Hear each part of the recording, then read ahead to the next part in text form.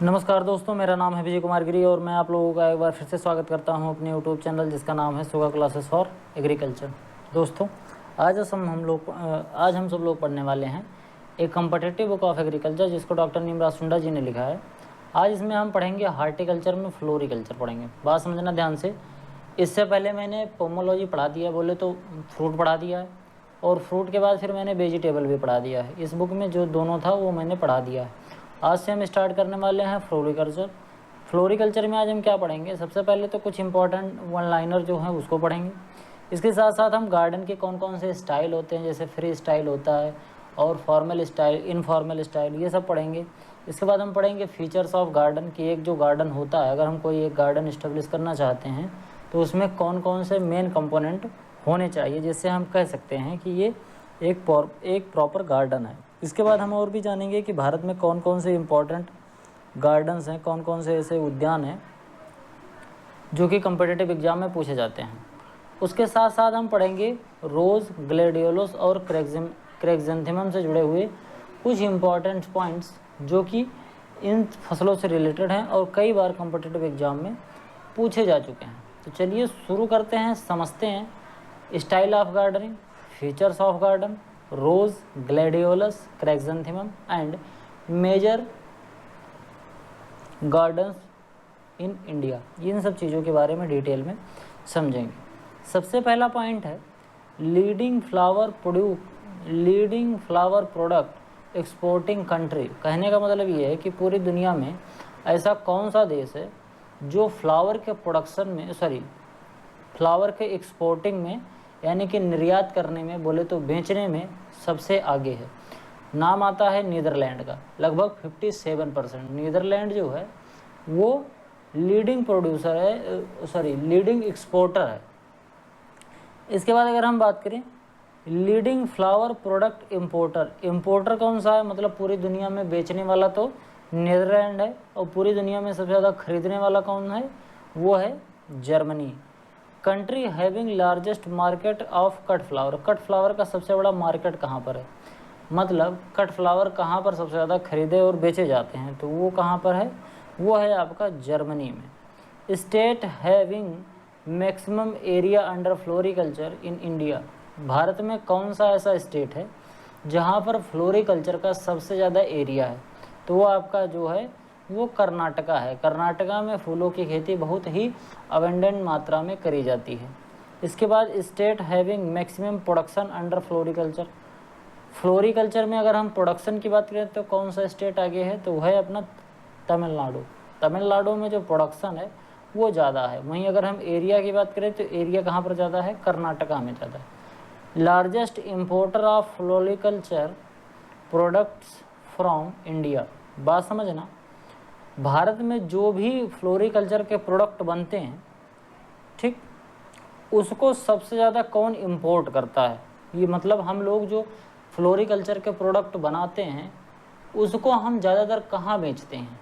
तो वो हम ज़्यादातर बेचते हैं यूएसए, बोले तो अमेरिका को बेचते हैं, लगभग 27%। ठीक। इसके बाद maximum cut flower production in India. India में कट फ्लावर सबसे ज़्यादा कहाँ पर बेचा जाता है? वो अपना है वेस्ट बंगाल। देखो बात समझना, जब हम फ्लोरिकल्चर पढ़ते हैं तो हमको दो शब्द देखने को मिलते हैं, सुनने को मिलते हैं। एक तो होता है कट फ्लावर और दूसरा होता है लूज फ्लावर। कट फ्लावर ऐसा होता है जो हम बुके बनाने के लिए यूज करते हैं, या फिर एक फ्लावर होता है उसमें नीचे की थोड़ी सी डंठल भी होती है, तो उसको हम कट फ्लावर बोलते हैं। ध्यान से समझना, एक बार फिर से बता दे रहा हूँ। जब हम किसी फ्लावर को उसके फ्लावर के साथ साथ जो नीचे उसके जो जो तना लगा होता है, मतलब उसका जो वेजिटेटिव पार्ट भी होता है, जब उसको भी हम थोड़ा सा काट के साथ में बेचते हैं तो उसको हम कट फ्लावर कहते हैं। जैसे वैलेंटाइन डे पे जो हम गुलाब देते हैं तो गुलाब में डंडी होती है नीचे, तो उसको हम क्या बोलते हैं? कट फ्लावर बोलते हैं। इसके साथ साथ जब हम बुके बनाते हैं, मतलब फूलों का एक गुच्छा बनाते हैं किसी को जन्मदिन पर विश करने के लिए या किसी का स्वागत करने के लिए, जिसे कहते हैं कि फूलों का गुच्छा देकर फला आदमी का स्वागत करेगा, तो उस तरीके का जब हम बनाते हैं तो आप ध्यान से अगर देखेंगे तो उसमें जो पॉलीथीन लपेटी रहती है, वो पॉलीथीन लपेटी रहती है फूलों का जो स्टेम होता है उस पर लपेटा रहता है। तो इस चीज़ को तो हम क्या बोलते हैं, कट फ्लावर। दूसरा जो टर्म है वो है लूज फ्लावर। लूज फ्लावर क्या होता है, जैसे कि जब हम मंदिर में जाते हैं, भगवान को फूल चढ़ाते हैं, तो उस फूल में, जो भगवान को हम फूल चढ़ाते हैं, उस फूल में आप देखेंगे तो डंठल नहीं होता। डंठल इन द सेंस ऑफ कि उसमें स्टेम नहीं होता है। फ्लावर का जो अटैच वाला पोर्शन होता है, फ्लावर का स्टेम जो होता है वो नहीं होता, हम केवल फ्लावर ही लेते हैं। जैसे हम जब माला बनाते हैं तो गुलाब का हम डंठल नहीं लेते हैं, केवल गुलाब का फूल ही लेते हैं। उसके साथ साथ गेंदा है, जैस्मिन है, इन सभी फ्लावर को हम लूज फ्लावर के तरीके से ज़्यादातर यूज करते हैं। जब हमको कहीं डेकोरेशन करना होता है तो उसको हम लूज फ्लावर के तरीके से यूज करते हैं। समझ गए बात। आगे बात करते हैं, flower crop covering maximum area in India. कौन सी ऐसी फ्लावर क्रॉप है जो भारत में सबसे ज़्यादा एरिया में ग्रो करी जाती है, तो वो है जैस्मिन। जैस्मिन एक ऐसी क्रॉप है जो पूरे इंडिया में सबसे ज़्यादा एरिया में ग्रो करी जाती है। इसके बाद अगर हम आगे बात करें, Hogarth curve is also known as line of beauty. Hogarth curve क्या होता है, एक बात ध्यान से समझना। होगर्थ कर्व इस तरीके का कर्व होता है, अगर मैं उसको बनाऊं तो इस तरीके का एक कर्व बनता है। इस कर्व को हम क्या बोलते हैं, इस कर्व को हम होगर्थ कर्व बोलते हैं। जैसे भगवान नटराज की जो मूर्ति होती है उसमें भी आप देखेंगे तो वैसे होती है। इसके साथ साथ आप जो बहुत पुरानी नक्काशी होती है, नर्तकी की जो मूर्ति होती है, जो डांसर्स की मूर्ति होती है, उसको भी अगर आप देखेंगे तो नर्तकी कुछ इसी स्टेज में खड़ी रहती है। वहीं अगर आप राधा और कृष्ण जी की मूर्ति देखेंगे तो उसमें आपको कृष्ण भगवान जो हैं वो भी इसी पोजीशन में हल्का सा रह के बांसुरी लेके खड़े होते हैं। तो ये जो इसी कर्व को हम क्या बोलते हैं, होगर्थ कर्व बोलते हैं। इसको आपने एक जगह और देखा होगा, जब हम आलेखन कला बनाते हैं तो उसमें इस कर्व का ज़्यादातर उपयोग करते हैं। कोई भी अगर ब्यूटीफुल चीज़ है, मतलब कोई अगर सुंदर लगने वाली चीज़ है, तो आप लोग अगर वहाँ जाएंगे और वहाँ देखेंगे तो आपको इस तरीके का कर्व देखने को ज़रूर मिलेगा। इसी को हम क्या बोलते हैं, होगर्थ कर्व। इसको और किस नाम से जाना जाता है, इसको जाना जाता है लाइन ऑफ ब्यूटी की। मतलब ये एक ऐसी लाइन होती है जो कि ब्यूटीफुल बहुत होती है। ये ब्यूटी को इन्हांस करने के लिए इस लाइन का उपयोग किया जाता है। जैसे मान लो ये फ्लावर है, अगर इसको हम ऐसे सीधा सीधा रख देते तो ये शायद उतना अच्छा नहीं लगता है, लेकिन अगर हमने इसको ऐसे करके रख दिया तो ये क्या हो गया, ये और ज़्यादा अट्रैक्टिव लगने लगा। इसके बाद अगर हम बात करें book beautiful garden written by MS. Randhawa. MS. Randhawa ji के द्वारा एक बुक लिखी गई है, बुक का नाम है ब्यूटीफुल गार्डन। ये भी बहुत ज़्यादा इंपॉर्टेंट क्वेश्चन है, कई बार एग्जाम में पूछा जाता है। जैसे बुक और उसके राइटर से रिलेटेड जब क्वेश्चन पूछे जाते हैं तो ये पूछा जा सकता है कि ब्यूटीफुल गार्डन किस राइटर की बुक है, तो वो है एम.एस. रंधावा की। आगे बात करते हैं doctor BP. Pal and Priyadarshini. ये दो ब्रीडर हैं, ये दोनों ब्रीडर के साथ साथ इनकी वैरायटी भी है। बात समझना ध्यान से। डॉक्टर जो बी.पी. पाल हैं इनको रोज़ के नाम से, मतलब फादर ऑफ रोज़ ब्रीडिंग कहा जाता है। मतलब गुलाब में इन्होंने बहुत ही ज़्यादा मात्रा में रिसर्च करा है, बहुत ढेर सारी वैरायटियाँ डेवलप करी हैं। एक तरीके का ये ब्रीडर थे, नाम था इनका डॉक्टर बी.पी. पाल। तो इन्हीं के नाम पर रोज़ की एक वैरायटी डेवलप करी गई है, तो वैरायटी का ही नाम है एक डॉक्टर बी.पी. पाल। और उसके साथ साथ एक वैरायटी और है, उस वैरायटी का नाम है प्रियदर्शनी। तो ये दोनों आदमी हैं, मतलब ब्रीडर थे जो रोज़ से संबंधित थे, और बाद में इन्हीं दोनों के द्वारा इन्हीं के नाम से एक वैरायटी डेवलप कर दी गई जो कि रोज़ की वैरायटी है। तो ये भी पूछा जा सकता है कि डॉक्टर बी.पी. पाल किससे संबंधित है, तो वो रोज़ से संबंधित है। और अगर पूछा जाए कि डॉक्टर बी.पी. पाल किसकी वैरायटी है, तो ये रोज़ की वैरायटी है।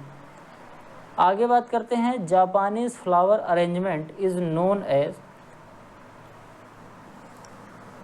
इकेबाना। बात समझना ध्यान से, इकेबाना क्या होता है। जैसे एक तरीके का ये इकेबाना जो होता है, एक तरीके का जापानी टाइप का फ्लावर अरेंजमेंट होता है।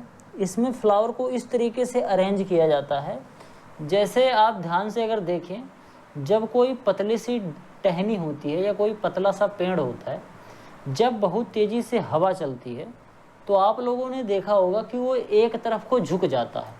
उसकी पत्तियां बड़ी अजीब सी ऐसे एक तरफ को, जिस तरफ को आंधी आ रही होती है उसी तरफ को ऐसे लटक जाती हैं। तो वो जिस तरीके का स्ट्रक्चर बनता है उसी तरीके का एक स्ट्रक्चर इसमें फ्लावर अरेंजमेंट में बनाया जाता है एक वेना में। इसमें क्या करते हैं कि फ्लावर अरेंजमेंट को इस तरीके से लगाते हैं कि देखने में ऐसा लगता है कि जैसे बहुत तेज़ आंधी के प्रकोप की वजह से पौधा ऐसा हो गया है, जबकि नॉर्मल कंडीशन में वो रहेगा बिल्कुल इसी तरीके से दिखेगा रहेगा। जैसे आंधी आती है, आंधी आने के बाद जैसे पौधा लटक जाता है उसी तरीके से यह लटका हुआ रहेगा। इस तरीके से इसको ऐसे ट्रेन कर देते हैं, इस तरीके से ऐसा अरेंजमेंट बना देते हैं कि जैसे ध्यान जब देखो इसको तो ऐसे लगेगा कि जैसे आंधी आई थी। जैसे अगर हम इसको ध्यान से देखें तो ऐसे लगेगा कि जैसे ये पौधा पहले यहाँ रहा होगा, ये जो ये इधर लटक गया है पहले यहाँ रहा होगा, लेकिन बहुत तेज़ी से आंधी आई तो ये इधर को चला गया। इसको करने के लिए कई बार तार का उपयोग किया जाता है। आयरन के तार होते हैं लोहे के, उन्हीं में इसको लपेट के ऐसे मोड़ दिया जाता है, फिर बाद में उन तारों को हटा दिया जाता है, जिससे ये देखने में ऐसा लगता है कि जैसे आंधी के प्रकोप की वजह से इधर को मुड़ गया है, जबकि ऐसा होता नहीं है।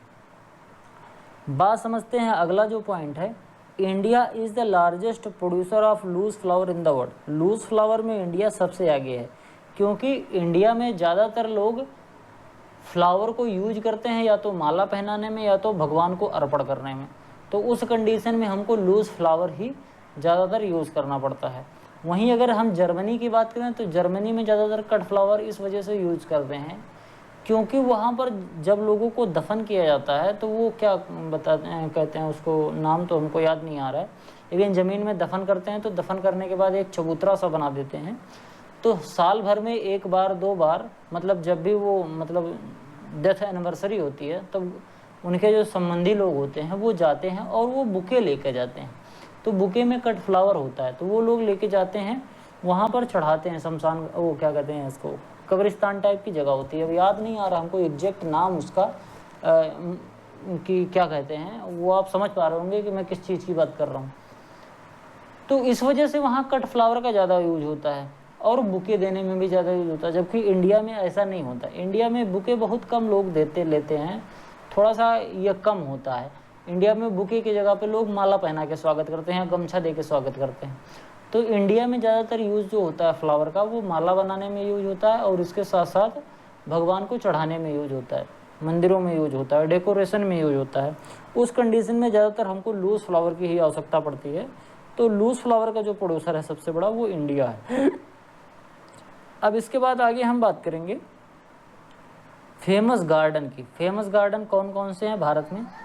पहले है गार्डन और उसके बाद ये कहाँ पर है। जैसे मुगल गार्डन जो है वो कहाँ पर है, वो पिंजौर हरियाणा में, पिंजौर एक जगह है हरियाणा में, वहाँ पर एक मुगल गार्डन है, बहुत फेमस नाम है इसका। मुगल गार्डन कहाँ पर है, पिंजौर हरियाणा में। कई बार इससे रिलेटेड क्वेश्चन कॉम्पिटिटिव एग्जाम में पूछे भी गए हैं। और अगर आप बीएससी कर रहे थे तो आपको बीएससी में भी ये क्वेश्चन ऑब्जेक्टिव रूप में मिला होगा।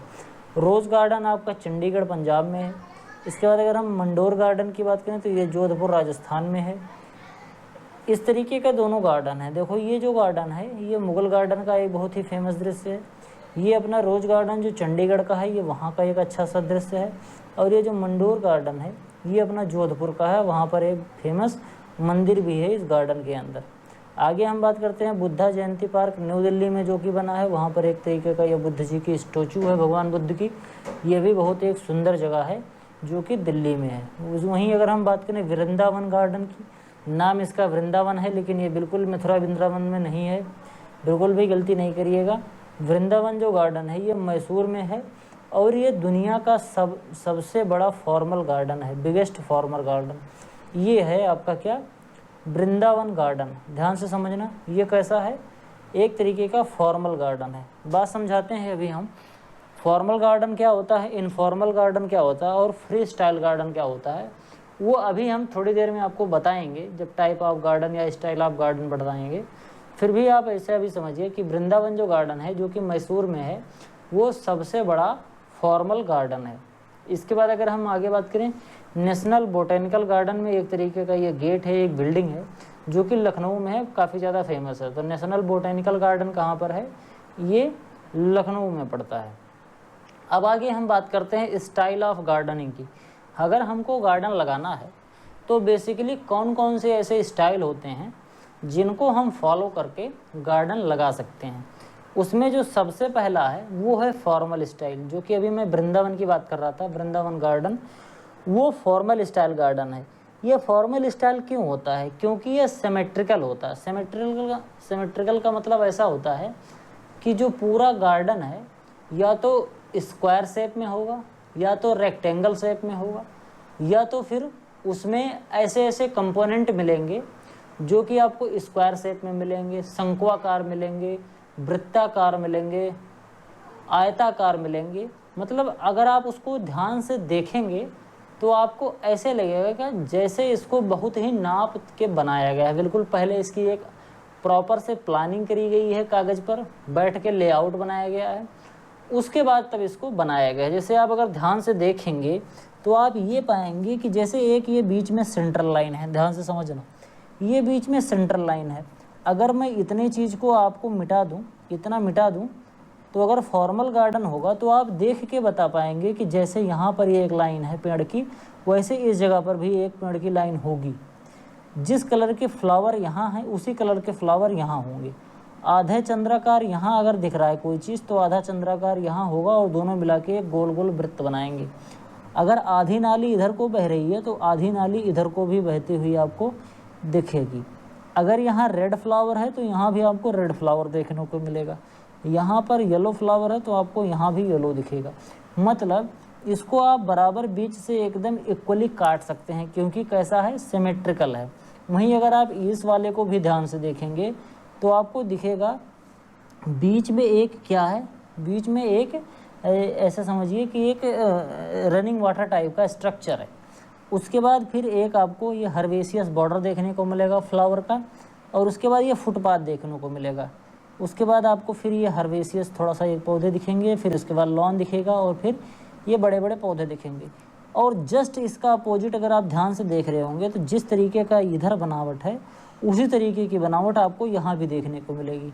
तो इस तरीके के जो गार्डन होते हैं, इसको आप अगर आधा गार्डन आपने घूम लिया है, अगर आपने आधा गार्डन घूम लिया है तो आप अंदाज़ा लगा सकते हैं कि पूरा गार्डन कैसा होगा। इसमें कुछ ऐसे सरप्राइज टाइप का नहीं होता है, समझ पा रहे हैं। जैसे अगर मैं इसको देखूं, ये राष्ट्रपति भवन का है, राष्ट्रपति भवन जो इंडिया का है वहाँ का है। अगर मैंने इसको ऐसे काट दिया तो आप ध्यान से देखेंगे तो जितनी चीज़ इधर दिख रही है उतनी ही चीज़ आपको इधर भी देखने को मिलेगी गार्डन में। देखो ध्यान से, तो ऐसे लग रहा है कि जैसे ये बिल्कुल सिमेट्रिकल है। सिमेट्रिकल गार्डन बनाने का क्या होता है कि सबसे पहले इसका लेआउट जो होता है वो एक कागज़ पे बनाया जाता है, बिल्कुल नाप के, इतनी लंबाई, इतनी चौड़ाई, इतने पौधे यहाँ, इतने पौधे यहाँ, और जितने पौधे इस साइड उतने पौधे उस साइड, जितनी लंबाई इसकी उतनी ही लंबाई इसकी। अब आपको शायद में समझ में आ गया होगा कि ये फॉर्मल स्टाइल गार्डन क्या होता है। फॉर्मल स्टाइल गार्डन के कुछ आपके एग्जाम्पल्स हैं, जैसे मुग़ल गार्डन। भारत में मुग़लों के ज़माने में जितने भी गार्डन बने थे वो सब इसी स्टाइल में बने थे, इनको हम मुग़ल गार्डन कहते हैं। तो आप अगर कभी भी कहीं भी ऐसी जगह पर जा रहे हैं जो कि मुग़लों से संबंधित है और वहाँ पर अगर गार्डनिंग हुई है, तो जहाँ तक 90% ये संभावना है कि आपको उन्हीं का स्टाइल का एक सिमेट्रिकल गार्डन देखने को मिलेगा। बिल्कुल ऐसे कि जैसे आधा इस तरफ आधा जैसा है वैसे इधर। एक चीज़ और होती है वहाँ पर, इसमें जो सड़कें होती हैं, मतलब जो गार्डन होता है, गार्डन के बीच में जो आपको रोड दिखेगा वो बिल्कुल राइट एंगल पे होगा। अगर कहीं मोड़ होगा तो ऐसे मोड़ नहीं होगा, ऐसे ऐसे मोड़ नहीं होगा, समझ पा रहे हैं। वहाँ पर राइट एंगल का मोड़ होगा, ऐसे बिल्कुल ऐसे जाके फिर ऐसे। अगर मान लीजिए कहीं पर ऐसे जाके ऐसे मोड़ है तो उधर जाके ऐसे मोड़ होगा। मतलब इस तरीके का एक बहुत ही सिंपल और बहुत ही एकदम नपे तुले तरीके से इस गार्डन को बनाया जाता है। वहीं अगर हम दूसरा एग्जाम्पल की बात करें तो पर्शियन गार्डन इस तरीके का होता है और पिंजौर गार्डन ये तरीके का होता है। ये तीनों, चाहे वो मुग़ल गार्डन हो, चाहे पर्शियन गार्डन हो और चाहे पिंजौर गार्डन हो, ये तीनों गार्डन किसके एग्जाम्पल हैं? ये तीनों गार्डन फॉर्मल स्टाइल गार्डनिंग के एग्जाम्पल्स हैं। इसके बाद अगर हम आगे बात करें तो हमारा जो अगला है इनफॉर्मल स्टाइल, उसका जस्ट अपोजिट होता है। जैसे आप यहाँ पर देख सकते हैं ये बिल्कुल असिमेट्रिकल है। आप यहाँ पर देख के नहीं बता पाएंगे कि जैसे मान लो मैंने इस चित्र को आधे में तोड़ दिया तो आपको यहाँ दिख रहा है यहाँ कुछ और चीज़ें दिख रही हैं, यहाँ कुछ और चीज़ें दिख रही हैं, तो ये बिल्कुल भी सिमेट्रिकल नहीं होता है। इसमें आपको सरप्राइज़ देखने को मिलता है। अगर आपको पूरा गार्डन के बारे में जानना है तो आपको पूरा गार्डन घूमना पड़ेगा। ऐसा नहीं है कि आपने आधा गार्डन घूम लिया तो आधा आप जान जाएंगे खुद से, ऐसा नहीं होगा। इसमें आपको पूरा घूमना पड़ेगा। इस तरीके के जो गार्डन होते हैं उनको हम इनफॉर्मल बोलते हैं, मतलब इनको बनाने के लिए बहुत नापने की ज़रूरत नहीं पड़ती है, इनका लेआउट नहीं बनाना पड़ता है।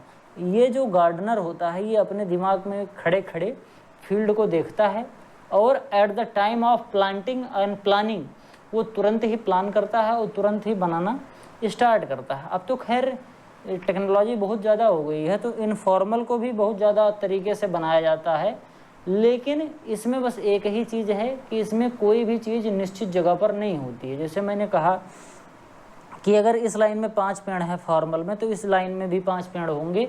इस तरीके का इसमें नहीं देखने को मिलता। फॉर्मल में ऐसा मिलेगा, अगर 5 पेड़ इधर हैं तो 5 पेड़ इधर भी मिलेंगे, और इस तरीके से उनको मैनेज किया जाता है कि 10-20 साल बाद जब प्लांट की हाइट भी बढ़े तो ऐसे बढ़े कि दोनों तरफ के प्लांट की हाइट बिल्कुल बराबर रहे। ऐसा नहीं कि कोई एक प्लांट ज़्यादा न्यूट्रिएंट और फैसिलिटी पा गया तो एक ज़्यादा लंबा हो गया और दूसरा कम लंबा हो गया।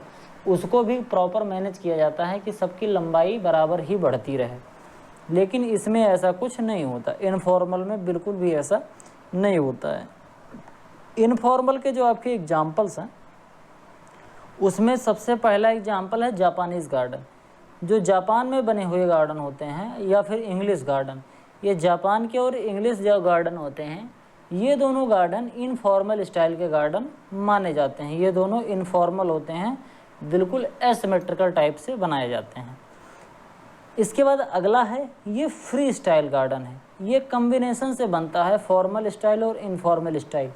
कहीं कहीं पर आप इसमें देखेंगे आपको सिमेट्रिकल चीज़ें मिलेंगी। जैसे मान लो एक पूरा गार्डन है, जैसे मान लो मैंने इतना गार्डन बता दिया, ठीक, इतना बड़ा मैंने एक गार्डन बता दिया। अब इस गार्डन में आप देखेंगे कि इतना जो पार्ट है, इतना पार्ट, ये पार्ट आपको सिमेट्रिकल दिख रहा है, लेकिन यहाँ आपको एसिमेट्रिकल दिख रहा है, यहाँ एसिमेट्रिकल दिख रहा है। कहीं कहीं पर आपको सिमेट्रिकल चीज़ें दिख रही हैं, कहीं कहीं पर आपको एसिमेट्रिकल चीज़ें दिख रही हैं। तो ये आपका किसका एग्जाम्पल होता है? फ्री स्टाइल का। इसमें दोनों का मिक्सचर होता है। इसके बाद अगर हम मेन फीचर ऑफ गार्डन की बात करें कि अगर हम गार्डन लगा रहे हैं, अगर हम गार्डन की प्लानिंग कर रहे हैं तो हमको कौन कौन सी चीज़ें दिमाग में रखनी होती है और हमको कौन कौन सी चीज़ों को इंक्लूड करना होता है जिससे कि हम एक प्रॉपर गार्डन बना पाएँ। उसमें अगर हम मुगल गार्डन बना रहे हैं तो मुगल गार्डन में सबसे पहले तो टेरेस होना चाहिए। अब टेरेस क्या होता है? इस तरीके का होता है, मतलब गार्डन के बिल्कुल बीचों बीच में कोई एक ऐसी जगह होगी जहाँ पर आप थोड़ी सी फर्श होगी और वहाँ पर आप 2-4 कुर्सी लगाएंगे और आराम से बैठ के कॉफ़ी या चाय का मज़ा ले सकते हैं। तो कुछ इस तरीके का जो जगह बनी होती है उसको हम क्या बोलते हैं? टेरेस बोलते हैं। इसके साथ साथ मुगल गार्डन का एक और बहुत बड़ा फीचर होता है, वो होता है रनिंग वाटर का। जैसे कि ये देखिए, ये मुगल गार्डन का ही एक एग्जाम्पल है। यहाँ पर आपको एक फव्वारा दिख रहा है, फव्वारा एग्जाम्पल होता है रनिंग वाटर का। इसी तरीके से आप ताजमहल अगर देखने जाएंगे तो ताजमहल पे भी जो एक गार्डन है ताजमहल के आसपास, वहाँ पर भी आप देखेंगे तो रनिंग वाटर का कॉन्सेप्ट अच्छा होता है। वहाँ पर रनिंग वाटर में या तो फिर वहाँ पर झरना होता है और या तो फिर आपको वहाँ पर फव्वारे देखने को मिलते हैं। जैसे अलग अलग तरीके के फव्वारे हो सकते हैं। जैसे कोई एक नर्तकी है, उसने हाथ में एक मटकी ले रखी है और मटकी से पानी गिर रहा है, या कोई ऐसा पुजारी है जिसने हाथ में ऐसे जल ले रखा है और ऐसे सूर्य को अर्घ दे रहा है, वो लगातार पानी गिर रहा है, या आपको फव्वारा देखने को मिल सकता है। तो ये रनिंग वाटर का कॉन्सेप्ट भी बहुत इंपॉर्टेंट होता है। मुगल गार्डन में रनिंग वाटर भी आपको दिखने को मिलता है। फिर ये बरादरी क्या होता है? बरादरी इस तरीके का एक स्ट्रक्चर होता है जो चारों तरफ से बिल्कुल खुला हुआ होता है और ये इस तरीके से बनाया जाता है कि जैसे मान लो थोड़ी सी धूप हो या पानी बरस रहा हो, तब अगर आपको गार्डन में बैठना हो तो आराम से इस पर आप इसके अंदर बैठ सकते हैं। अपना चारपाई लगाइए, कुर्सी लगाइए और आराम से बैठ के मज़ा लीजिए। लोग इसको बनाते थे बरादरी, यहाँ पर दरबार लगाते थे। दरबार मतलब ऐसे राजा साहब बैठे हैं और संगीत सुन रहे हैं, उनके जो वाद्य यंत्र हैं वो बज रहे हैं, उनके जो गायक हैं वो गाना गा रहे हैं और राजा साहब ऐसे बैठे हैं और आनंद ले रहे हैं। एक और सुनाओ, एक और सुनाओ, वाह क्या गा रहे हो। इस तरीके का काम क्या करते थे बरादरी में। इसके बाद हाई प्रोटेक्टिंग वाल, क्योंकि मुगल गार्डन जो बनता था ये ज़्यादातर राजाओं के लिए बनता था, जो मुगल एम्पायर होते थे इनके लिए ज़्यादातर बनाया जाता था। तो इनको इसलिए सुरक्षित रखा जाता था कि जैसे मान लो पता चले राजा साहब संगीत में मगन है, कोई दूसरा आके उनके ऊपर आक्रमण कर दिया, तो इससे बचने के लिए क्या किया जाता था कि हाई प्रोटेक्टिंग वॉल, पूरे गार्डन के चारों तरफ एक ऊंची सी मजबूत दीवार बनाई जाती थी ऐसे, और उसके ऊपर कांटे माटे के फूल लगाए जाते थे, और उस पर ऐसे ऐसे ऑब्स्टिकल लगाए जाते थे कि अगर कोई दीवार कूद के अंदर आना चाहे तो आराम से नहीं आ पाए। इसके बाद टर्मिनल बिल्डिंग होती थी। टर्मिनल बिल्डिंग का ऐसा मतलब है कि आपको जो गार्डन दिखेगा उस गार्डन में कहीं एक किनारे पर, बिल्कुल बीचों बीच में नहीं, कहीं एक किनारे पर एक बड़ी सी बिल्डिंग होगी। जैसे अगर हम राष्ट्रपति भवन की बात करें तो राष्ट्रपति भवन का ये जो आप देख रहे हैं यहाँ पर एक बहुत बड़ा गार्डन है, और गार्डन के जस्ट एक किनारे पर आपको राष्ट्रपति भवन दिखेगा। यहीं पर जो होता है वो यही राष्ट्रपति भवन है। ये राष्ट्रपति भवन के बिल्कुल पीछे वाला हिस्सा है। सामने से आपको राष्ट्रपति भवन दिखता है। अभी हाल ही में जब नरेंद्र मोदी प्रधानमंत्री की शपथ ले रहे थे, नरेंद्र मोदी जी, तो आपको ये तो पीछे वाला पार्ट है, आपको इसके आगे वाला पार्ट दिखा होगा। वहाँ से माननीय द्रौपदी मुर्मू जी उतरती हैं और तब आती हैं, और फिर उसके बाद फिर शपथ ग्रहण का कार्यक्रम स्टार्ट होता है। तो वो बिल्कुल फ्रंट साइड से था, ये बैक साइड से है। तो एक तरीके की टर्मिनल बिल्डिंग हर मुगल गार्डन में होती है। जैसे एक टर्मिनल बिल्डिंग ताजमहल में जो गार्डन है, ताज गार्डन, वहाँ पर अगर आप देखेंगे तो वहाँ टर्मिनल जो बिल्डिंग है वो क्या है, वो ताजमहल है। इसी तरीके से लाल किले के पास जो गार्डन है उसकी टर्मिनल बिल्डिंग क्या है, लाल किला का जो वो फोर्ट है। फिर आगे हम बात करते हैं जापानीज़ गार्डन। मुगल गार्डन के जो फीचर्स थे उसको तो मैंने बता दिया। अब जो जापानीज़ गार्डन है, जापानी गार्डन के कौन कौन से फीचर हैं इनके बारे में बात करते हैं। तो गार्डन में लालटेन भी लगे होते हैं। इस तरीके का आपको लालटेन लगेगा, मतलब आपको वहाँ पर एक ऐसा ऑर्नामेंटल टाइप का, बहुत ही सजावटी टाइप का एक लालटेन लगा हुआ दिखेगा, जिससे कि रात में बहुत भी भीनी भीनी हल्की हल्की सी रोशनी आती रहे और एकदम चांदनी रात जैसा अनुभव कराती रहे। अगर अंधेरी रात है तो उसमें भी चांदनी रात का सुख दे। उसके बाद गार्डन पगोड़ा। गार्डन पगोड़ा ये बहुत ही एक इम्पॉर्टेंट स्ट्रक्चर होता है।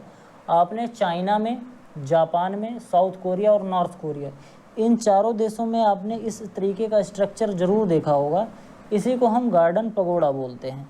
इसी तरीके से जो चाइना के मंदिर होते हैं इसी तरीके से भी बनाए जाते हैं। इसी को क्या कहते हैं, गार्डन पगोड़ा। फिर इसके बाद आगे आता है ड्राई लैंडस्केप। ड्राई लैंडस्केप में क्या होता है कि गार्डन में कुछ ऐसे एरिया बनाए जाते हैं जो कि सूखे होते हैं, मतलब वहाँ पे पेड़ पौधे या घास नहीं होती है। वहाँ पर आपको पत्थर मिलेंगे, टाइल्स मिलेंगे, फर्श मिलेगी, और बड़े बड़े छोटे छोटे पत्थर मिलेंगे, कंकड़ मिलेंगे, ये सब चीज़ें मिलती हैं। वो सब क्या कहलाता है, ड्राई लैंडस्केप। मतलब ऐसा लैंडस्केप बनाया जाता है जैसे पानी की ज़रूरत ना पड़े। जैसे आप यहाँ पर देख सकते हैं, यहाँ पर कोई हरियाली नहीं है, ये पत्थरों से बनाया गया, पत्थर, टाइल, कंकड़, इनसे मिलके बनाया जाता है। इसके बाद क्या होता है, वेल होता है, ठीक। और इन सब चीज़ों के साथ साथ बुद्धा जयंती पार्क जो कि नई दिल्ली में है, ये एक एग्जाम्पल है जापानी गार्डन का, जापानी स्ट्रक्चर के गार्डन का। एक बहुत ही अच्छा एग्जाम्पल कौन सा है, बुद्धा जयंती पार्क जो कि नई दिल्ली में है। तो अगर आपसे पूछा जाए कि बुद्धा जयंती पार्क कहाँ पर है तो आप बताएंगे नई दिल्ली में है। और किस स्टाइल का गार्डन है तो आप बताएंगे जापानी स्टाइल का गार्डन है। जापानी स्टाइल गार्डन किस तरीके का होता है तो आप बताएंगे इनफॉर्मल स्टाइल का होता है। आगे बात करते हैं इंग्लिश गार्डन। इंग्लिश गार्डन में आपको कौन कौन से फीचर देखने को मिलते हैं। सबसे इम्पॉर्टेंट जो फीचर होता है वो हर्बेशियस बॉर्डर का होता है। मतलब आपको हर जगह एक बॉर्डर दिखेगा, जैसे लॉन के किनारे बॉर्डर दिख सकता है, सड़क के किनारे बॉर्डर दिख सकता है, जो अगर गार्डन में बनी है सड़क, या गार्डन में अगर फुटपाथ बना है तो वहाँ पर आपको देखने को मिल सकता है, या अगर आपको छोटा सा झरना बह रहा है तो उसके किनारे आपको ये बॉर्डर देखने को मिल सकता है। ये हर्बेशियस बॉर्डर होता है। इस तरीके के छोटे छोटे हर्ब्स होते हैं जिनकी लंबाई लगभग 25 से 30 सेंटीमीटर तक होती है, कभी कभी ये 50 सेंटीमीटर तक होती है। ये हर्बेशियस नेचर के पौधे होते हैं छोटे छोटे, काफ़ी ज़्यादा सुंदर होते हैं। इनको एक बॉर्डर नुमा लगाया जाता है जिससे कि किसी एक चीज़ को दूसरे चीज़ से अलग किया जाए। जैसे सड़क है और सड़क के जस्ट बगल में लॉन बना हुआ है, तो लोग सड़क से कूद के लॉन में नहीं आ जाएं। लॉन के लिए एक प्रॉपर एंट्री हो, प्रॉपर एक जगह हो जहाँ से लोग अंदर आ पाएँ। इस वजह से उसके चारों तरफ, सड़क के दोनों तरफ और लॉन के चारों तरफ एक प्रॉपर बॉर्डर बना दिया जाता है इस तरीके के स्ट्रक्चर से। इसी को हम बोलते हैं हर्बेशियस बॉर्डर। उसके बाद है कॉटेज गार्डन। कॉटेज गार्डन इस तरीके, कॉटेज गार्डन ये होता है मतलब एक वहाँ पर एक अच्छा सा घर होता है छोटा सा, जहाँ पर आप कायदे से रुक सकते हैं। ऐसे समझो फार्म हाउस टाइप का होता है, लेकिन फार्म हाउस में क्या होता है कि उसके आसपास खेती करते हैं। यहाँ पर खेती नहीं, यहाँ पर गार्डन करते हैं। चारों तरफ एक बगीचा है और बीच में एक छोटा सा कॉटेज है, मतलब ऐसे घर समझ लो, घर नुमा है। ठीक, फिर आगे हम बात करते हैं लॉन की। एक घास का मैदान होता है, हर गार्डन में एक छोटा सा घास का मैदान होता है। ये फीचर सबसे पहले इंग्लिश गार्डन में देखने को मिलता था, लेकिन अब धीरे धीरे, क्योंकि इंग्लिश गार्डन एक फ्री स्टाइल गार्डन होता है, इसमें दोनों के कंपोनेंट मिलते हैं, चाहे वो आपको फॉर्मल के और चाहे इनफॉर्मल के, दोनों के आपको कंपोनेंट इसमें देखने को मिलते हैं। तो लॉन भी बहुत ज़्यादा इम्पॉर्टेंट होता है पार्ट। इसमें क्या होता है कि हर गार्डन में आपको एक कुछ जगह होती है, उस जगह पर आपको घास के मैदान छोटे छोटे दिखेंगे। वहाँ पर लोग बैठते हैं, बातें करते हैं, या ऐसा समझ लो बैठ के मीटिंग करते हैं, पंचायत करते हैं। आप लोगों ने देखा होगा जब आप बगीचे में घूमने जाते हैं या गार्डन में घूमने जाते हैं, तो एक जो घास का मैदान होता है जिसमें छोटी छोटी घास होती है, गद्देदार बिल्कुल हरी हरी घास होती है, इस तरीके की घास होती है, उसको लॉन बोलते हैं। आगे हम बात करते हैं रॉकरी की। रॉकरी एक ऐसा गार्डन होता है या गार्डन का ऐसा पार्ट होता है जहाँ पर सब कुछ रॉक से बनाया गया रहता है। रॉक को इतने अच्छे से अरेंज किया जाता है कि जिससे वो सुंदर लगें, उनकी एस्थेटिक वैल्यू बढ़ जाए और वो काफ़ी ज़्यादा अट्रैक्टिव लगें। अगर हम इंग्लिश गार्डन के एग्जाम्पल की बात करें तो इसमें जो पर्शियन गार्डन है और उसके बाद राष्ट्रपति जो गार्डन है और टी गार्डन है, ये सब किसके एग्जाम्पल होते हैं? इंग्लिश गार्डन के होते हैं। अब देखना, राष्ट्रपति गार्डन जो है वो अभी मैंने फॉर्मल स्टाइल में बताया था, लेकिन थोड़े थोड़े बीच बीच में कहीं कहीं पर है जहाँ पर थोड़ा फ्री स्टाइल भी हो गया है, तो दोनों का मिक्सचर हो गया है। लेकिन अगर कोई पूछे राष्ट्रपति गार्डन जो दिल्ली का है वो कैसा है, तो वो फॉर्मल स्टाइल का ही गार्डन आप लोगों को बताना है। अब लॉन के बारे में हम बात करते हैं। Lawn regarded as heart of land. ये हार्ट ऑफ गार्डन होता है, मतलब गार्डन का, बगीचे का दिल होता है, बहुत ही इम्पोर्टेंट होता है। बगीचे में लोग क्यों जाते हैं? आराम करने जाते हैं, थोड़ी सी साफ़ हवा में सांस लेने जाते हैं, बैठने जाते हैं, थोड़ा देर के लिए मान लो ऐसे कि आराम करने जाते हैं, कमर सीधी करने जाते हैं कि वहीं थोड़ा सा लेट गए, थोड़ा सा एक्सरसाइज करने जाते हैं। तो आपको अगर लॉन ना रहे तो लोग बैठेंगे कहाँ? चेयर पे बैठेंगे, तो कुर्सी अगर ढेर सारी लग जाएगी तो फिर वो गार्डन कहाँ रह जाएगा। तो इस वजह से वहाँ पर लॉन बनाया जाता है। तो बहुत ही इम्पॉर्टेंट होता है, जैसे हमारे शरीर में हार्ट बहुत इम्पॉर्टेंट होता है, उसी तरीके से गार्डन के अंदर लॉन ही बहुत ज़्यादा इम्पॉर्टेंट होता है। आगे बात करते हैं, no garden is complete without lawn. कोई अगर हम गार्डन बना रहे हैं और गार्डन अगर बड़ा है उसमें लॉन नहीं है तो बिल्कुल बेकार है, वो गार्डन इनकम्प्लीट है। Planting of grasses in lawn by turfing method. Turfing एक तरीका का मेथड होता है। इसमें क्या करते हैं, जैसे टाइल होता है उसी तरीके से पहले क्या करते हैं कि जो घास होती है, घास को एक जगह पर उगाया जाता है।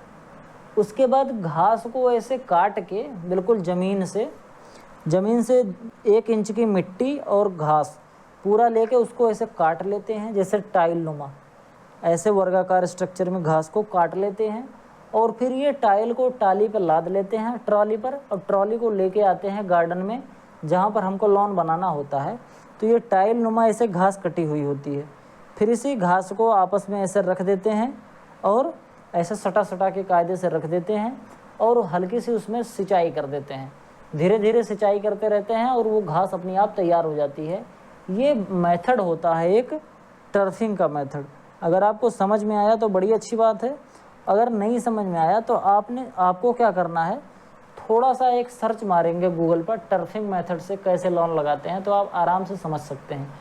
अगर आपको नहीं समझ में आ रहा, वैसे मैंने बहुत प्रयास करा है कि आपको अच्छे से समझ में आ जाए। जैसे ऐसे समझो कि जो बारात होती है, जब हम टेंट लगाते हैं तो ज़मीन पर मैट बिछाते हैं, इसी मैट नुमा घास होती है थोड़ी, जब हम उसको लेके आते हैं मेन फील्ड से ट्रांसप्लांट करने लॉन में, तो क्या करते हैं कि ऊपर तो घास ही है, लेकिन वो घास के साथ साथ हम मिट्टी भी वहाँ की काट लाते हैं, मतलब मिट्टी और घास दोनों रहती है। तो ऐसे निकलती है कि जैसे जो मैट बिछाते हैं उसी मैट नुमा निकल के आती है वो घास, और जैसे मैट ला के बिछा देते हैं उसी तरीके से लॉन में ला के उस घास को बिछा देंगे। फिर पानी वानी देते रहते हैं तो धीरे धीरे वो करके क्या हो जाता है, वो अच्छे से घास डेवलप हो जाती है। फिर उसको हम ट्रिम करते रहते हैं, प्रॉपर काटते रहते हैं। लॉन रिमूवर एक मशीन आती है, उसी मशीन से काटते रहते हैं। जैसे एक लॉन रिमूवर यहाँ से चल के गया है, यहाँ की घासें आपको बड़ी बड़ी दिखती हैं लेकिन यहाँ नहीं दिख रही, क्योंकि यहाँ से लॉन रिमूवर चल के गया है, ये घास को काट के और घास इकट्ठा करके लेके चला गया है। आई होप आपको ये टर्फिंग मेथड जो है वो अच्छे से समझ में आ गया होगा। It is best and quickest method of planting, planting का सबसे अच्छा और सबसे क्विकेस्ट मेथड है, क्योंकि अगर हम किसी और दूसरे मेथड से लगाएंगे तो उस लॉन को डेवलप होने में काफ़ी ज़्यादा टाइम लग जाएगा। जैसे मान लो अगर जैसे धान की हम प्लांटिंग करते हैं उस तरीके से अगर लॉन लगा रहे हैं तो हमको 2-3 साल का टाइम लग जाएगा कि पूरी जो घास है वो यूनिफॉर्मली पूरे लॉन में फैल जाए। जबकि ये जो टर्फिंग मेथड है ये आप ऐसे समझिए कि सुबह से अगर हमने शुरू किया शाम तक लग गया घास, आपको पता भी नहीं चलेगा कि कब घास लगी और कब ये बिल्कुल प्रॉपर तैयार हो गया। 10 से 15 दिन के अंदर आपको बिल्कुल लॉन में लगी लगाई घास तैयार मिलेगी।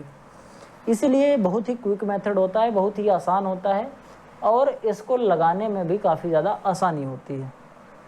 In this method use turf pieces of earth with grass, यही टर्फ पीसेस जो बता रहे हैं, मतलब कि अर्थ की मतलब जो ऊपर की जो मिट्टी होती है, जैसे मान लो ये घास लगी हुई है, ऐसे ध्यान से समझना, ऐसे घास लगी हुई है और ये मिट्टी है, मिट्टी पे ऐसे ढेर सारी घास लगी हुई है। तो हम क्या करेंगे कि मिट्टी को अंदर से इतना काट लेंगे, तो इसमें ये इतनी मिट्टी आ गई और ये ऊपर की घास आ गई, ये अब इतना काट के हमने निकाल लिया, इतना काट के ऐसे हाथ में ले लेंगे और लेके फिर उसको रख देंगे ले जाके ट्रॉली पर या जिससे हमको ट्रांसपोर्ट करना है। फिर जब वहाँ मेन फील्ड में ले जाएंगे तो इसको उठाएंगे और लाके ऐसे रख देंगे, जैसे टाइल लगाते हैं उसी नुमा लाके लगा देंगे, आपका तैयार हो जाएगा। इसके बाद हम फ्लावर क्रॉप की बात करते हैं। रोजा स्पीसीज बोले तो रोज किस फैमिली से होता है, ये रोजेसी फैमिली से बिलोंग करता है। रोजेसी फैमिली से आपका एप्पल पियर पीच भी बिलोंग करता है। ओरिजिन की बात करें तो जो रोज का गुलाब का जो ओरिजिन है वो कहाँ है, वो इंडिया है।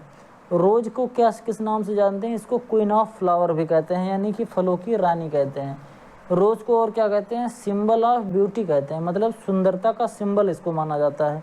इसके प्लांटिंग का जो टाइम होता है वो ठंडी के शुरुआत से पहले, क्योंकि ठंडी में इसके अंदर विंटरिंग हो जाती है, ये अपनी ग्रोथ को रोक देता है, तो उस स्टेज में इसकी प्लांटिंग करना काफ़ी अच्छा होता है। सितंबर अक्टूबर में इसकी प्लांटिंग सबसे अच्छी होती है। कॉमर्शियल मेथड इसका जो है प्लांटिंग का वो टी बडिंग है। वहीं अगर हम इसको चाहें तो हार्डवुड कटिंग या सेमी हार्डवुड कटिंग भी इसकी आराम से हम लगा सकते हैं। इसको कहते हैं गुलाब की कलम लगाना, कटिंग कहते हैं। स्टेम कटिंग होती है जिसको हम गुलाब की कलम भी बोलते हैं, कलम लगाना। और ये कॉमर्शियल जो मेथड है वो क्या है, वो टी बडिंग है। टी बडिंग क्या होता है इसको मैंने डिटेल में पढ़ा रखा है प्रोपोगेशन मेथड में, इंस्टेंट हार्टिकल्चर में। तो अगर आपने इंस्टेंट हार्टिकल्चर नहीं पढ़ा है तो आप वहाँ से देख के पढ़ सकते हैं, पूरा आपको वहाँ पर पूरी जानकारी मिलेगी। इसके साथ साथ आपसे एक छोटी सी गुजारिश है, अगर आप ये वीडियो देख रहे हैं, आपको वीडियो में जो मैं पढ़ा रहा हूँ वो अच्छा लग रहा है तो वीडियो को लाइक ज़रूर कर दें, और चैनल को अभी तक सब्सक्राइब नहीं किए हैं तो चैनल को सब्सक्राइब ज़रूर कर दें। बहुत दुख होता है ये जान के कि हमारे जितने भी व्यूअर्स हैं वो जितना लोग देखते हैं उसमें से केवल 10% लोगों ने ही सब्सक्राइब कर रखा है। 90% लोग तो केवल वीडियो देखते हैं और देख के चले जाते हैं। तो आप लोगों से एक गुजारिश है कि वीडियो को लाइक ज़रूर करें, चैनल को सब्सक्राइब ज़रूर करें और अपने दोस्तों के साथ चैनल को शेयर करें, जिससे चैनल की रीच बढ़ेगी और मुझे थोड़ा सा मोटिवेशन मिलेगा। आगे बढ़ते हैं। इसको क्या कहते हैं, national flower of England. England का नेशनल फ्लावर होता है, जैसे इंडिया का जो नेशनल फ्लावर है लोटस है, कमल है, उसी तरीके से इंग्लैंड का जो नेशनल फ्लावर है वो क्या है, गुलाब है। अगर हम बडिंग की बात करें तो बडिंग कब करते हैं, नवंबर, दिसंबर, जनवरी, फरवरी, मतलब ठंडी के महीने में बडिंग करते हैं। ठंडी के महीने में ही बडिंग या ग्राफ्टिंग क्यों करते हैं, इसको मैंने बहुत डिटेल में इंस्टेंट हार्टिकल्चर में पढ़ाया है।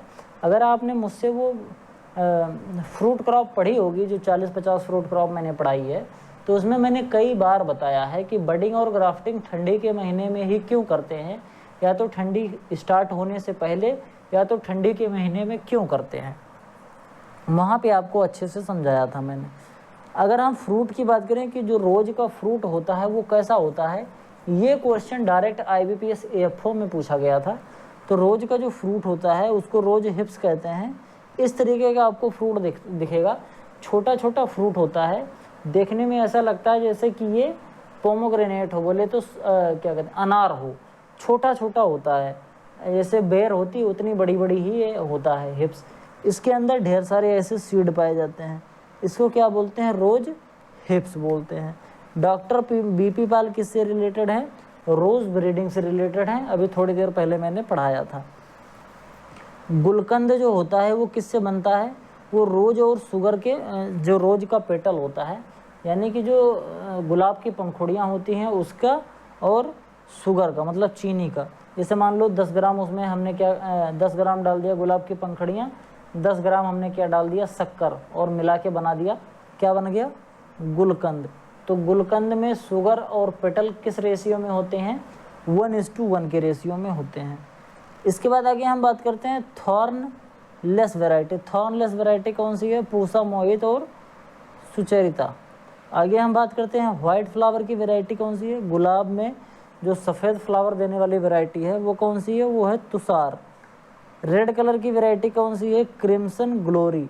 इसके बाद इंक्रीज़ करने के लिए सेल्फ लाइफ की, फ्लावर के सेल्फ लाइफ को इंक्रीज़ करने के लिए हम क्या करते हैं, पल्सिंग ट्रीटमेंट होती है। देखो बात समझना, जब हम फ्लावर को एक जगह से दूसरी जगह भेजते हैं, बोले तो एक कंट्री से दूसरी कंट्री में जब बहुत दूर दूर भेजा जाता है, जैसे एक देश से दूसरे देश में कहीं बहुत ज़्यादा दूर भेजा जा रहा है, तो अगर उनकी सेल्फ लाइफ अच्छी नहीं होगी तो क्या होगा, गुलाब बहुत जल्दी सूख जाएगा। तो वो सूखे ना, ताज़ा बना रहे, इसके लिए एक प्रोसेस होती है जिसको हम क्या बोलते हैं, पल्सिंग बोलते हैं। तो पल्सिंग क्या होता है, short term treatment done immediately after harvesting of cut flower by dipping them base in floral preservatives containing high concentration of sucrose 3 to 15% in combination with citric acid और अल्युमिनियम सल्फेट और सिल्फर nitrite. बात समझना ध्यान से, pulsing कैसे करी जाती है, जैसे मैंने कट फ्लावर को हार्वेस्ट किया, कट फ्लावर को हार्वेस्ट करके उसके तुरंत बाद, हार्वेस्टिंग के तुरंत बाद क्या करते हैं कि इसको एक तरीके का प्रिजर्वेटिव होता है, फ्लावर प्रिजर्वेटिव बनाते हैं, जिसमें कि 3 से 15% के बीच में सुक्रोज डाल देते हैं।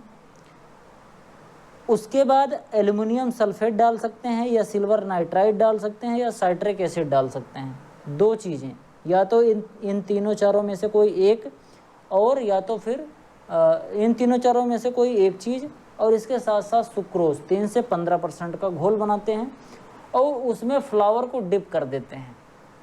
तो फ्लावर के ऊपर एक अच्छी सी कोटिंग हो जाती है, जिससे जो फ्लावर है उसकी सेल्फ लाइफ बढ़ जाती है। आगे अब हम बात करते हैं ग्लैडियोलस के बारे में। ग्लैडियोलस के अगर हम साइंटिफिक नेम या बोटेनिकल नेम की बात करें तो ग्लैडियोलस हाइब्रिडस होता है। ग्लैडियोलस हाइब्रिडस जो होता है वो ग्लैडियोलस का बोटेनिकल नेम होता है। फैमिली की बात करें तो इरिडेसी फैमिली से ये बिलोंग करता है।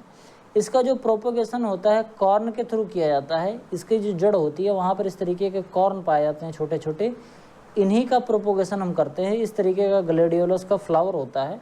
बुके बनाने में ज़्यादातर यूज करते हैं। ग्लैडियोलस को ज़्यादातर हम कट फ्लावर के तरीके से यूज करते हैं। इसको कॉर्न के थ्रू प्रोपोगेट किया जा सकता है, और या तो फिर हम टिश्यू कल्चर से भी इसको प्रोपोगेट कर सकते हैं। अगर हम वेराइटी की बात करें तो प्रियदर्शनी एक अच्छी वेराइटी है, हैप्पी एंड सुचरिता है, और फ्रेंडशिप है। ये फ्रेंडशिप जो वैरायटी है ये बहुत ही इम्पॉर्टेंट वैरायटी है किसकी, ग्लैडियोलस की। ग्लैडियोलस की कौन सी वैरायटी सबसे ज़्यादा फेमस है, फ्रेंडशिप वैरायटी फेमस है। तो ये वैरायटी आपको ज़रूर याद कर लेना है कि फ्रेंडशिप किसकी वैरायटी है। अब हम आगे बात करते हैं क्रेक्सेंथेमम की। डेंड्रेंथिमा ग्रांडिफ्लोरा, क्या नाम है? डेंड्रेंथिमा ग्रांडिफ्लोरा जो है ये क्रेक्सेंथेमम का बोटेनिकल नेम है। अगर हम फैमिली की बात करें तो कंपोजिटी फैमिली से बिलोंग करता है। ये थोड़ा सा स्पेलिंग गलत हो गया है। किससे बिलोंग करता है? कंपोजिटी फैमिली से बिलोंग करता है। इसका कॉमन नेम क्या होता है? कॉमन नेम इसका गुलदाउदी होता है। ओरिजिन प्लेस इसका चाइना है। इसको प्रोपोगेट करते हैं रूट सकर से। इसका जो रूट होता है वहाँ से ढेर सारे सकर निकलते हैं, उन्हीं से हम इसका प्रोपोगेशन करते हैं। रूट सकर से प्रोपोगेशन एक चीज़ में और होता है, वो है आपका बनाना। बनाना भी मैंने पढ़ाया था तो उसमें बताया था कि रूट सकर से उसका प्रोपोगेशन करते हैं। वैरायटी की अगर हम बात करें तो डायना वैरायटी है, बसंती वैरायटी है, राखी है, और बीरबल साहनी वैरायटी है, इंदिरा है और रेड गोल्ड है।